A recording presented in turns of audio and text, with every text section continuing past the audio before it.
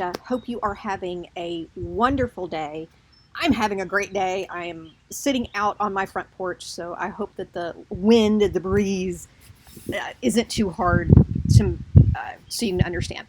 I wanted to go over Module 2, that portfolio that many of you are going to be doing because many of you are going to have your own class.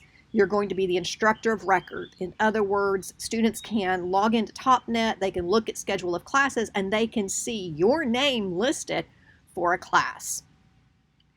After you complete all of the lessons, you will also need to complete the Module 2 final portfolio. And there's a section down here that says Module 2 Final Portfolio Information and Assignment, and it really focuses on course design. So I'm going to go through it, okay? I think that's just honestly the easiest way to do it. I'm in my student preview mode, so this is exactly what you will see. You can read this information to find out what the objectives are and the requirements for this Module 2 portfolio. Briefly, what it includes is an annotated syllabus, an annotated lesson plan for 1 day's worth of class, a 15-minute micro-teaching demonstration, and then a self-reflection on your teaching demonstration. Okay, so all of that, kind of a high-level overview, is on this first page. I'm going to come up toward the top right-hand side and click Portfolio Requirements. And again, it's the annotated syllabus, an annotated lesson plan, and let me show you a couple of examples. You can download those examples there. These are student examples. I did not create these. These were very well done. So here's the one from COM 145. The annotated syllabus and annotated lesson plan. So let me just kind of review exactly what I'm looking for. I want you to take the syllabus for the class you're going to be teaching and change it how you would want it if you can change it. Now, if you can't change it, even if you can't change some wording in it, really, for class, I need you to do that for this assignment. Hopefully, you'll be able to kind of change some of the wording in your syllabus. Make it sound like you, because sometimes syllabi sound like the people that write them. And you might want to change the tone of it. You might want to change your office hours or something like that. So here's what someone did. By annotating it, I mean I want you to add your comments when you change something in the syllabus.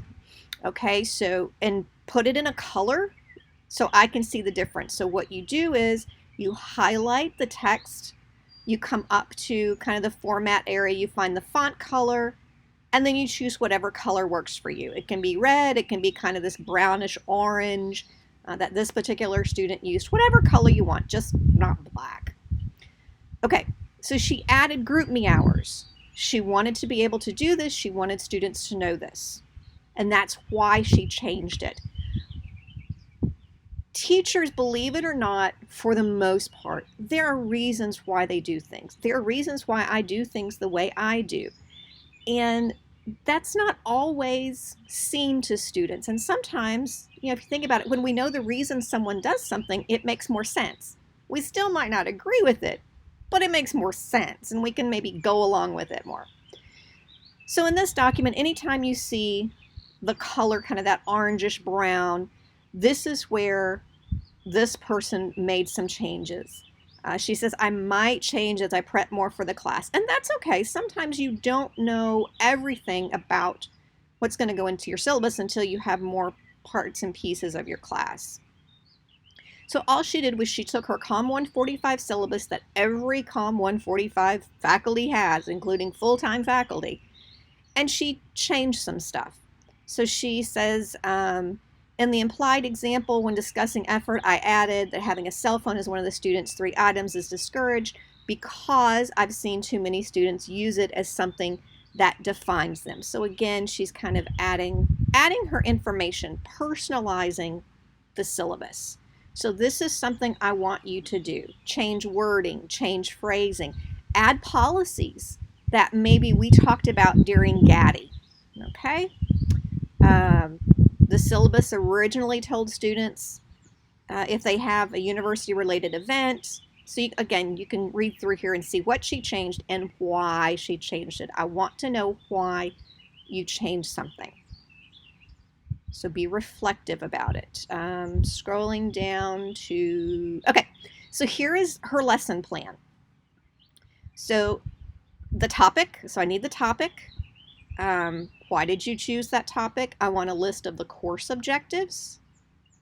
And again, she just took this off from the syllabus, kept the ones that are mandated from the department. Okay, so there's that information. Remember the lesson objectives, and maybe we haven't gotten to that part yet, but you write lesson objectives as a part of one of the lessons for GATI. Use that here. And so I want to see your lesson objective and which course objective it aligns with. Because remember, alignment is important. Work done before class. So this is a lesson plan. Think of it this way. If you were going to be out of class one day and you needed to give information to a substitute teacher about the class so class could go on, this is what all the substitute teacher needs to know. Before class, the students will have done this. So it's important that me, as the one reviewing your portfolio, I know what your students are doing before they come to class, because otherwise I'll think, well, how did they get this information? Okay. Again, so she's providing some annotation. The start of class. This is what she's going to do at the start of class. This is why she's going to do it. This is her lecture portion of class. If you're going to have a lecture portion, if you want to use PowerPoint, you can. You can use, you don't have to. I need to be able to see what's going to happen during class. I need to be able to know what you're going to say during class. Now, I'm not expecting you to write a script, but high-level notes. So again, I, substitute teacher, would know what you're going to cover and how you're going to cover it. And I also want why you're lecturing the way you are. Are you going to use video and reading the chapter? Why is that important? How does that relate to what we've learned in GATI? How does that relate to Hattie and Yates and good teaching? Okay. Again, here's some more information that she did. And you can scroll through her lesson plan. Again, it's available for you. The homework that she's going to give them. I also need to see the open-ended and closed-ended assessment that you did during the lessons for GATI. Now, maybe the open and or closed-ended assessment that you developed during the lessons wouldn't be given here. Maybe it would be given 2 or 3 classes later. That's fine. Be sure to include it, but tell me, hey, I wouldn't give this, unit quiz right now because we only talked about this one thing. We'll cover these other pieces. But I need to see all of that. So that's one from a communication course. I also have one from a math course that someone did that you can look at. Okay, so that's that page. So here's more information about the annotated syllabus. What syllabus? There are some things that have to be in syllabi.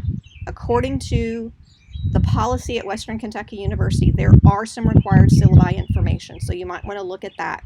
There's also some information on how to make a good syllabus. It's hard to do. Believe it or not, making a good syllabus is really, really hard. So again, here's some examples. Here's some information that you can use. Then the annotated lesson plan. There's a lot of great resources on this page, so try not to feel overwhelmed. But your lesson plan, again, should consist of everything that you will need to teach one class session, whether that's a Monday, Wednesday, Friday class or a Tuesday, Thursday class. Be sure to tell me in your lesson plan, your course objectives, your class objectives, things they've done before class, things you're going to cover during class. Remember to have the micro teaching or micro activity during class. You can use PowerPoint slides. You don't have to. If you plan to, I want to see those. What do those look like? And then any other activities and or assessments that you have students do before class or after class. Okay. Here's kind of a little template if you want to follow that. You don't have to. Everybody kind of works differently. Here are some great topics and videos. So the links go to videos that you can watch. They are from ACUE, really called AQ, on planning an effective class session, delivering an effective lecture, and engaging students during discussion. And then these things more here that are kind of, I didn't do that well, but I don't know, in the middle, in the gray, the dark gray. Those are documents that you can download. Use them if you want to. They're there for you to use and for you to download. When you have all that, and by July the 11th, you need to, I'm going to click View Assessment at the bottom. You need to submit that. Okay, so you submit that here, your syllabus, your lesson plan, and then a short reflection on GATI. I want to know how this has gone for you. What questions do you still have? What was most impactful for you? What do you wish you'd learned that you didn't learn? Maybe you don't remember it, or maybe we didn't cover it. Maybe I should have covered it better, something like that. Okay. So that was the portfolio, then the micro-teaching demonstration. Micro-teaching demonstrations will be held on Thursday, July 22nd, beginning at 1 o'clock in the afternoon Central Standard Time. We will do those via Zoom. I'll send you a link later. And if you can't make that day and time, I understand. Maybe you've already planned something, you're going to be out of town, you can't rearrange. That's fine. We'll do something different, but it's really helpful if we can, the more people we have together to do it at one time, the better. So here are your requirements for your micro-teaching demonstration. You're going to turn in your portfolio, you're going to turn in your lesson plan, I'm going to look at it, I'm going to provide feedback, and you're going to use 15 minutes of that lesson plan for your micro-teaching demonstration. I recommend that you maybe use the first 15 minutes because generally it's the easiest, but you can use the middle or the end if you want to. But here's what you do for your micro-teaching demonstration. No longer than 15 minutes. I will have a stopwatch on, okay? And then here is everything that is required in the micro-teaching demonstration. Okay, so any questions you have, just ask. I also want for you to, I'm going to click View Assessment down here in the bottom right-hand corner. I also want you to download this Graduate Assistant Instructor Designation application. This is a form that you have to fill out for Western. Fill in the top, fill in part 1, and fill in part 2, and then upload it to this assignment area. Okay. Then we'll do the micro-teaching demonstration on July the 22nd. I will provide you with a link so you can watch the recording of it. Then you will reflect on your micro-teaching demonstration. And if I click View Assessment, here's what I'm looking for in your reflection. Okay? And that is due 1 week after you receive your video link. So probably by July the 30th is when it's going to be done. And then it'll be over. I hope this video has been helpful. Please let me know what questions you still have, what maybe I wasn't clear about. I have done this a lot, but you haven't. So sometimes that can be kind of hard. I forget what it's like to go through it the first time. So don't hesitate to ask questions now or later, whenever. I want this to be a hugely successful GATI program for you, but also the Module 2, because you're going to end up in the classroom, and it's a lot of fun, and it takes a lot of planning, and I want to help you do that. Thanks.